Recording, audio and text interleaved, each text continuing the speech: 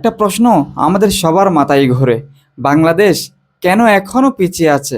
কেন আমরা আজও এমন একটা রাষ্ট্র গড়তে পারিনি যেখানে নাগরিকরা ভাতা পাবে, নিরাপদে জীবন কাটাতে পারবে, আর বিশ্ব আমাদের দিকে তাকিয়ে বলবে হ্যাঁ ওরা উন্নত?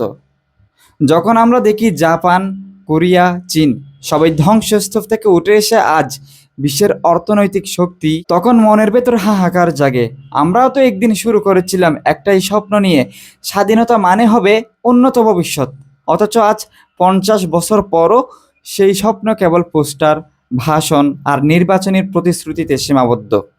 কারণটা কি শুধুই রাজনীতি, নাকি শুধু দুর্নীতি, নাকি পুরো একটা কাঠামোগত ব্যর্থতা? বাংলাদেশের ইতিহাস দেখলেই বোঝা যায়, একদল ক্ষমতায় আসে, আরেক দল প্রতিবাদ করে।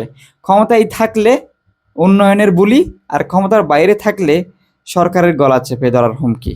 কিন্তু ক্ষমতায় এসে কোনো দলে প্রকৃত অর্থে দীর্ঘমেয়াদী পরিকল্পনা নিয়ে এগোয়নি। তারা শুধু এমন প্রকল্পে জোর দেয় যেখান থেকে কমিশন খাওয়া যায় আর চাঁদা তোলা যায়।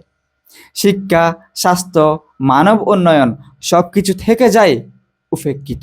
গ্রামে চিকিৎসা নেই, স্কুলে শিক্ষকের অভাব, শহরে হাজার হাজার বেকার। উন্নয়ন যেন শুধু রাজধানী পর্যন্ত সীমাবদ্ধ, আর বাকিরা শুধুই দর্শক। জিডিপি বড় হলেও সাধারণ মানুষের হাতে সেই প্রবৃদ্ধি পৌঁছায়নি এখনো। এদেশে বাজেট হলেই শুরু হয় ভাগাভাগি, ঠিকাদারি, টেন্ডার, ব্যাংক ঋণ, স্বাস্থ্য খাত, সবখানেই লুটের মিছিল। টাকা খরচ হয় কিন্তু কাজ হয় না। একটা রাস্তাও 3 মাস পর ভেঙে যায়।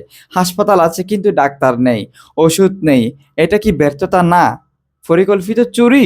কোনো উন্নত দেশ হতে হলে প্রশাসনকে হতে হয় স্বাধীন, নিরপেক্ষ। কিন্তু বাংলাদেশে প্রতিটি দফতর, প্রতিটি নিয়োগ, বদলি সবকিছুই চলে রাজনৈতিক পরিচয়ের ভিত্তিতে। যে যোগ্য সে নয়, যে দলের সেই নিয়োগ পায়। এর ফলে নষ্ট হয় প্রতিভা, দক্ষতা, আর ব্যর্থতার বীজ বপন হয় ভেতর থেকেই। যে জাতি পড়াশোনায় এগিয়ে, গবেষণায় শক্তিশালী, তারাই উন্নয়নের পথে দৌড়ায়। আর বাংলাদেশে প্রশ্নপত্র ফাঁস, কোচিং নির্ভর শিক্ষা, আর অযোগ্যদের চাকরি।